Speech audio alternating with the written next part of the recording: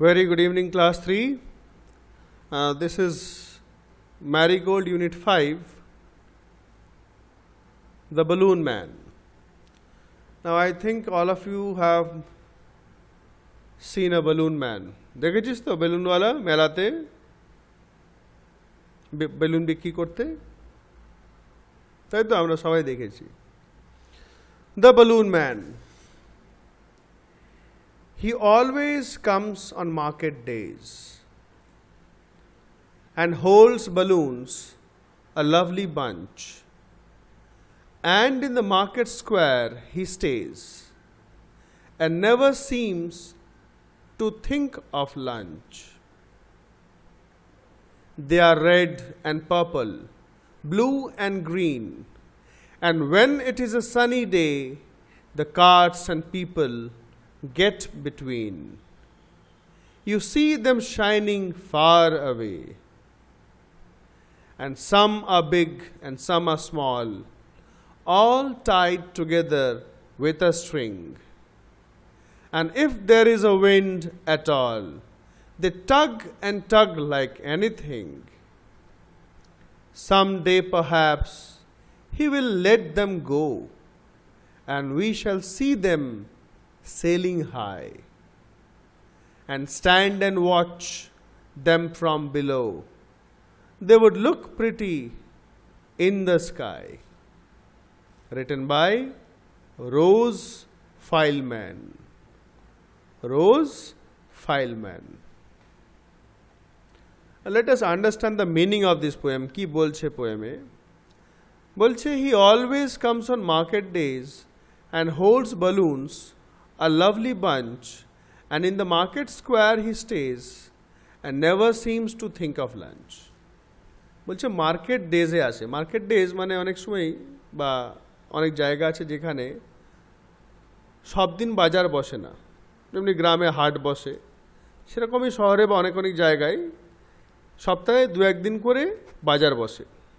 তা ওই যে মার্কেট ডেজ মানে যেদিন বাজার বসে সেই দিন এ আসে হাতে বাঞ্চ মানে এক গুচ্ছা, এক গোছ বেলুন হাতে নিয়ে।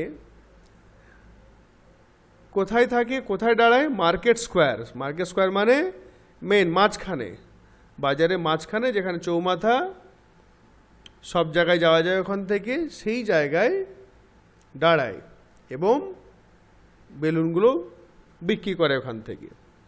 And never seems to think of lunch, এবং সে সারাক্ষণ কিন্তু ওখানে দাঁড়িয়ে দাঁড়িয়ে কিন্তু বেলুন বিক্রি করার চেষ্টা করে এবং করে। কখনো সে তার লাঞ্চের ব্যাপারে ভাবে না, কারণ তার একটাই হচ্ছে মাথায় চিন্তা বা টার্গেট, কি সব বেলুন তাকে বিক্রি করতে হবে। যত বিক্রি হবে তত তার প্রফিট বা লাভ হবে। They are red and purple, blue and green, and when it is a sunny day, the carts and people get between. You see them shining far away. তা বলছে বিভিন্ন নানা কালারের সব বেলুনস আছে, রেড আছে, পার্পল আছে, ব্লু আছে, গ্রিন আছে। আর বলছে যেদিন খুব রোদ হয়, চকচকে রোদ, সানি ডে, তখন লোকজন আসা যাওয়া বেশি করে, তখন তার সামনে সব গাড়ি টাড়ি চলে আসে, লোকজন চলে আসে, তখন কিন্তু বেলুন মানটাকে দেখা যায় না, কিন্তু তোমরা দূর থেকে কিন্তু তা বেলুনগুলো উপর দিকে থাকে, সেই চকচক রোদে কিন্তু শাইন করে বেলুনগুলো, এবং দূর থেকে কিন্তু ওই চকচক করতে আমরা বেলুনগুলো দেখতে পাই। And some are big and some are small, কিছু বড় বেলুন থাকে, কিছু ছোট থাকে। দেখতে পাচ্ছ, this girl is taking a small balloon, all tied together with a string, সব একটা সুতো বা দড়ি দিয়ে বাঁধা থাকে। And if there is a wind at all, they tug and tug like anything. আবার যদি কোনো সময় কোনো হাওয়া চলতে লাগে, তখন টাগ অ্যান্ড টাগ মানে এদিক ওদিক হতে থাকে, এক অপরে ধাক্কা হতে থাকে, বেলুনের সঙ্গে বেলুনের ধাক্কা, তাই না? এদিক ওদিক হেলতে থাকে, ডুলতে থাকে এবং ধাক্কা ধাক্কি হয় কাদের মধ্যে? বেলুনের মধ্যে। সাম ডে পারহ্যাপস, পারহ্যাপস মানে হয়তো, হয়তো কোনো একদিন he will let them go, সে হয়তো সব বেলুনগুলোকে ছেড়ে দেবে। And we shall see them sailing high, আর আমরা আকাশের ওপর উঠতে বেলুনগুলোকে দেখব। And stand and watch them from below, এবং নিচের থেকে আমরা দাঁড়িয়ে দাঁড়িয়ে দেখব। They would look pretty in the sky, এবং আকাশে তারা কিন্তু বেশ ভালোই সুন্দর দেখতে লাগবে। যখন কালারফুল বেলুনগুলো আকাশে উড়বে বেশ সুন্দর দেখতে লাগবে। So I will give you 2 homework, ভালো করে শুনবে। বেশিরভাগ কিন্তু কিছু স্টুডেন্টসরা ঠিক করে না শুনে কাজগুলো ঠিক করে পাঠাচ্ছ না। 1 নম্বর কাজ হচ্ছে এই বেলুন ম্যান পোয়েমটাকে সুন্দর করে কার্সিভ রাইটিংয়ে ফুলটা লিখবে,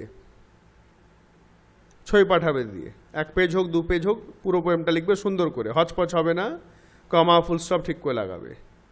সেকেন্ড টাস্ক হচ্ছে ভালো করে রিডিং প্র্যাকটিস করে রেকর্ডিং করে পাঠাবে। আর কালকে যারা যারা ক্লাসে আসবে আমি এটা কিন্তু দেখে জিজ্ঞেস করবো, না দেখেও ধরবো। Thank you very much.